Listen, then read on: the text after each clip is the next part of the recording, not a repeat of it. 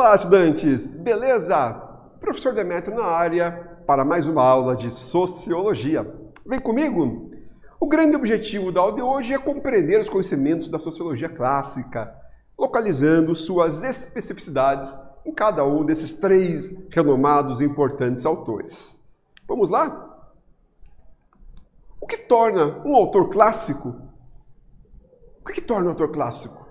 Começando a responder essa pergunta para vocês, clássico é aquilo que estrutura uma determinada área de conhecimento. Clássico é como a parte mais importante de um edifício, é a base, é aquela parte da fundição, aonde tudo ele vai carregar, onde tudo ele vai fundamentar. Isso que torna um clássico, a fundamentação de um conhecimento, a estruturação de conhecimento. Por que os clássicos da sociologia? Porque esses três personagens aqui, Karl Marx, Émile Durkheim e Maximilian Weber, eles estruturaram o que chamamos de sociologia enquanto uma ciência que analisa os fenômenos sociais. Nos âmbitos mais diferenciados possíveis, eles estruturam a base que os contemporâneos, que os neoclássicos, que qualquer outro grande autor ou referência hoje, tem como base a estruturação desses importantes históricos, sociólogos históricos da nossa sociologia. São autores que lançaram questões fundamentais para a disciplina, que permanecem de alguma forma até a atualidade. Por mais que fosse um outro tempo, uma outra época, uma outra realidade social, mas a base ela permanece importantíssima, porque as bases elas têm uma consolidação teórico-metodológica que a torna universal. Também são importantes porque formulam o conhecimento sociológico de maneira sistemática, a partir de um método específico que permite compreender o mundo social a partir dele mesmo. O contexto desses clássicos. O contexto está na Europa dos fins do século XIX, início do século XX. Esses extensos movimentos sociais, digamos, fenômenos sociais como a Segunda Revolução Industrial, a urbanização que estava começando na Europa, a presença de tecnologias da vida cotidiana, dado a Revolução, o colonialismo da África e da Ásia, tudo isso profundamente modificou o modo de vida coletivo e individual. A sociologia surge para compreender essas novas realidades que haviam, digamos assim, explodido no contexto mais mundial. É nesse contexto que os clássicos farão sua reflexão, tentando entender como se localiza a tensão entre o indivíduo e a sociedade, certo? O primeiro grande clássico que vamos chamar assim é o francês Émile Durkheim. A preocupação central dele era tornar a sociologia uma ciência autônoma e específica, ou seja, com um objeto e um método específico, diferente da filosofia, por exemplo. Esse método está escrito em seu livro As Regras do Método Sociológico. Eu acho que não tem nenhum nome mais sugestivo do que um livro que quer falar sobre a criação do método. Ele coloca as regras do método sociológico. No finalzinho do século XIX, de 1895. Uma das advertências importantes feitas por Durkheim é o afastamento das pré-noções.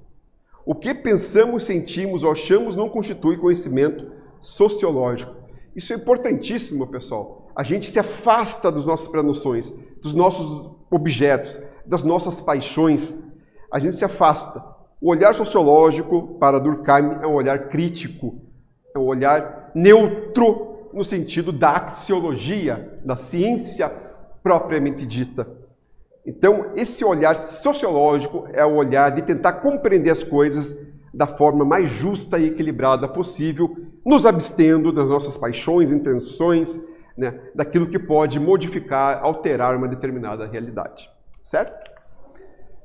O fato social, que Durkheim chamou, estabelece o objeto da sociologia.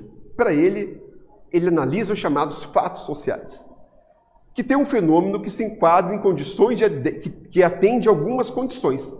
Para ele, a sociologia vai estudar tudo aquilo que ele vai chamar que é um fato social. E esse fato social vai ter três características próprias do fato. Ele não vai ter que ter duas ou uma, ele tem que ter as três. Se ele tiver as três, segundo Durkheim, ele é plausível de análise sociológica.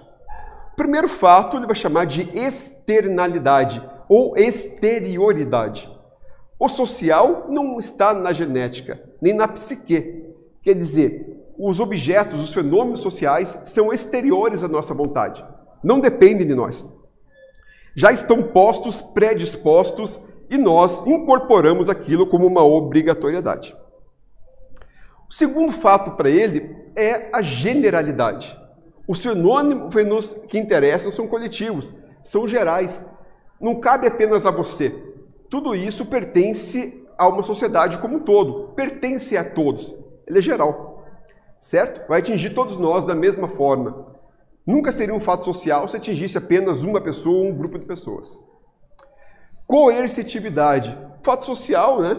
Ele tem que ser coercitivo, ele tem que ser imposto, ele tem que ser obrigatório. Há modos de ser, de agir, de pensar que são impostos pela sociedade, são obrigatórios, causam coerção no indivíduo. Então, quando essas três regras elas se estabelecem e se firmam, é um fato social que deve ser analisado e compreendido pela sociologia. Certo? Outra questão importante para Durkheim é quando a gente fala em trabalho, a chamada divisão social do trabalho. É a questão que inquieta Durkheim é como a sociedade, apesar de intensas diferenciações e especialização, ela não se desmancha. Mudaram os laços de solidariedade social. A sociedade sai da solidariedade mecânica, típica das sociedades pré-capitalistas, e passa para uma solidariedade orgânica, tipo das sociedades pós-capitalistas. Para Durkheim é importante manter os laços de coesão, pois a sociedade corre o risco de entrar em crise, anomia e produzir fenômenos tensos, né? Como, por exemplo, o suicídio. Então ele vai dizer que a sociedade como toda ela tem grau de solidariedade orgânica. A todo momento nós somos solidários um para com o outro, certo? O que seria de um professor sem um aluno? O que seria do aluno sem um professor? O que seria do motorista do ônibus sem o passageiro? O que seria do passageiro sem o motorista do ônibus? O que seria nós consumidores de pão, por exemplo, né, sem o padeiro? O que seria do padeiro se nós não consumíssemos o pão? Nesse exato momento, né, para essa gravação dessa aula, temos aqui, né, intérprete de Libras, né, os funcionários aqui, né, das gravações, todo mundo trabalhando, sendo solidário um com o outro, ainda que indiretamente, para que essa aula chegue até você. Então, esses graus de solidariedade fazem com que a sociedade ela ande, ela se movimente, ela aconteça, porque nós somos interdependentes um do outro, diretamente em grupos sociais primários, como a família, mas indiretamente também em grupos sociais secundários, né, como amigos e nas relações sociais de dependência, como, por exemplo, uma aula, né, como o trânsito, como a medicina, enfim, como tantas áreas que as pessoas se ajudam, mesmo que elas não conheçam umas às outras, mas porque elas têm um valor ético-moral instituído nelas. Bacana! Karl Marx. Esse é outro grande sociólogo, né? Talvez os mais famosos em toda a literatura mundial. O materialismo histórico-dialético de Marx, essa grande linha de pensamento dele, se contrapõe a uma corrente filosófica dominante na Alemanha, o idealismo, e bem bater em frente de uma estrutura até então vigente. Para Marx, se deve compreender a vida humana a partir das condições materiais da existência humana, e não dos sistemas de ideias que os homens produzem. Isso é muito importante, pessoal. É a base do conhecimento de Marx, as condições materiais de existência, e não de sistemas ideais, e sim das condições ideais. Como é que o homem é condicionado dentro das estruturas sociais a qual ele pertence.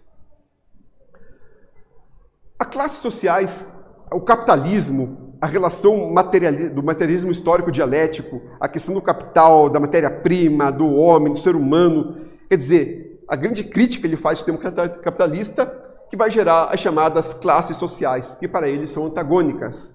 Né? A história e o mundo social se descrevem para Marx em duas classes que são permanentemente se enfrentando, que são antagônicas entre si.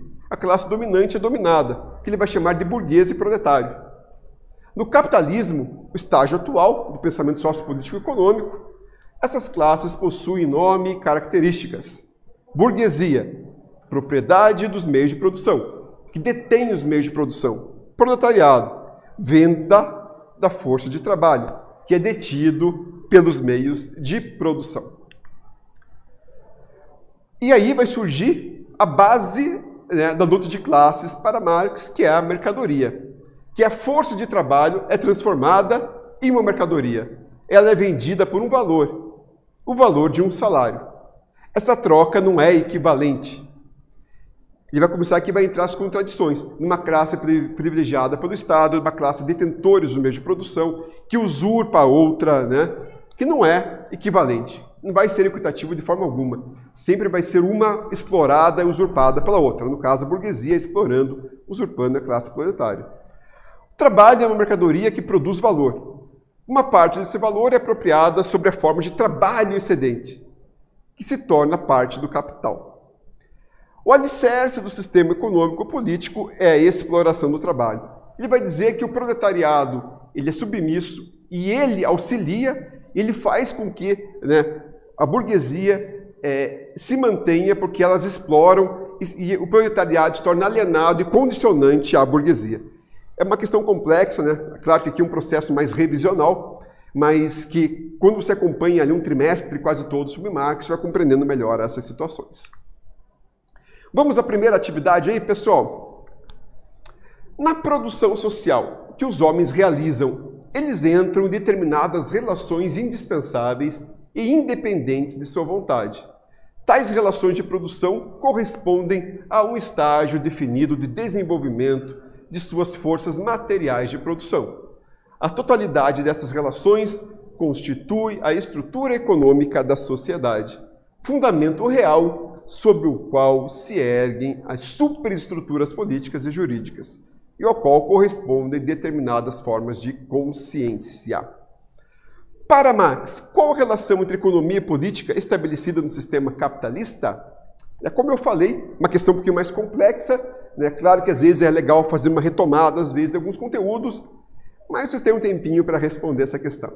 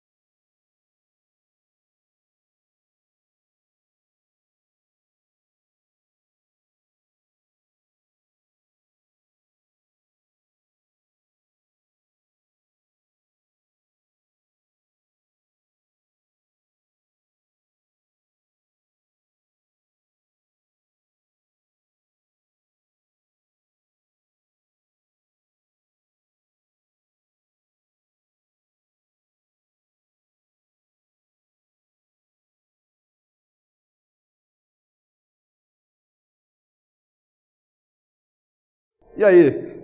Essa aqui exige um pouquinho mais aí dos neurônios, né?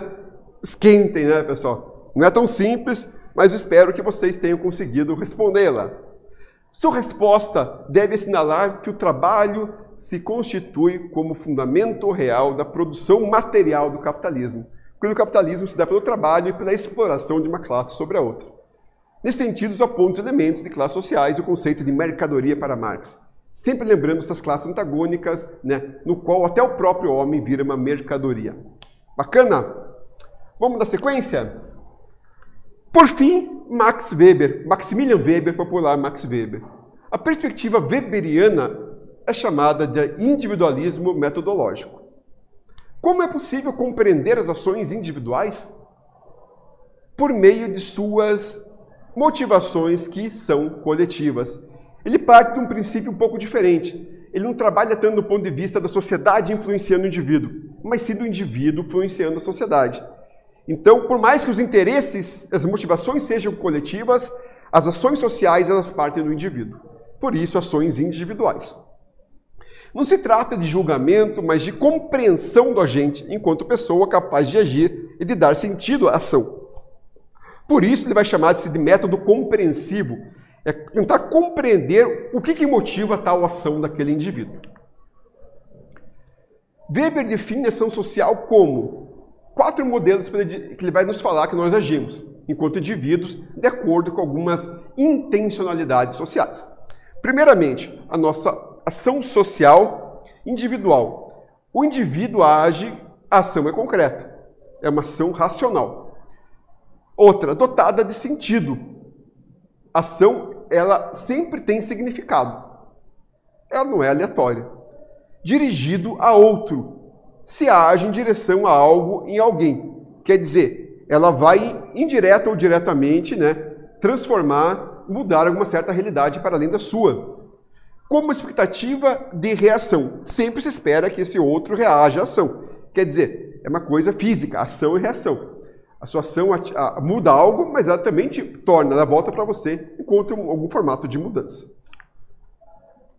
A ação social, analisada por Weber, nos tipos ideais, não são reais. São parâmetros de análise. É uma questão um pouco mais abstrata, um pouco mais filosófica de sentido. Mas são as análises de como a nossa ação individual ela vai repercutir socialmente falando. As ações se classificam em 4, no caso, né? Racional com relação aos fins, racional com relação a valores, tradicional e afetiva. As ações vão se tornando cada vez menos ligadas à religião e tradição e vão se racionalizando e se burocratizando. É o chamado desencantamento de mundo. Cada vez mais que a sociedade evolui, ela concebe menos as questões, né, dos encantamentos de mundo, da religião, e passa por uma questão de uma posição social, política, burocrática, que ele vai chamar então de desencantamento de mundo. Vamos a mais uma atividade, pessoal? Pense em uma ação que você realiza no cotidiano. Seja estudar, respeitar as pessoas, seguir horários, etc. A explicação sociológica dessa ação, a partir da teoria de Max Weber, deve se perguntar: ela faz sentido? Ela dirige-se aos outros? Ela possui expectativas de reação? Lembre-se, mesmo as ações que consideramos individuais, elas são sociais, porque a nossa ação enquanto indivíduo, ela vai atingir, né, nossos outros grupos sociais ao qual pertencemos. Tempinho para vocês, pessoal.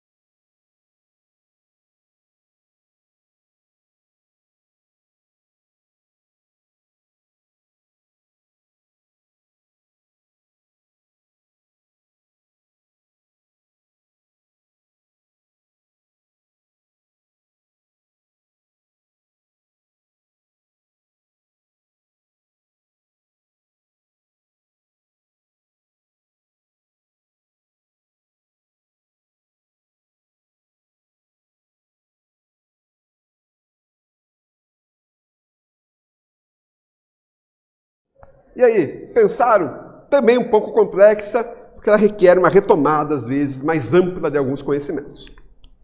Sua resposta deve citar uma ação que você realiza no cotidiano. Estudar, respeitar, seguir horários, etc. Como você explicaria sociologicamente essa ação? Levando em consideração a teoria de Max Weber, escreva sobre essa reflexão em seu caderno. Você respeita porque é uma ação tradicional, por afetividade, porque você racionaliza essa ação, você tem algum interesse com os outros? É nesse sentido que a sua resposta deve estar. Bacana? Pensamento clássicos, então, né? Os três autores aqui constroem suas teorias tentando entender como se constrói a relação entre indivíduo e sociedade. Para Durkheim, a sociedade se impõe sobre o indivíduo, né? Para Weber, o indivíduo é a ação que forma um coletivo, e para Marx, as classes sociais se enfrentam. Bacana? Então, nessa aula, fizemos uma revisão, uma breve revisão sobre alguns temas clássicos da sociologia. Valeu, agradeço muito a atenção de vocês, um forte abraço, até a próxima.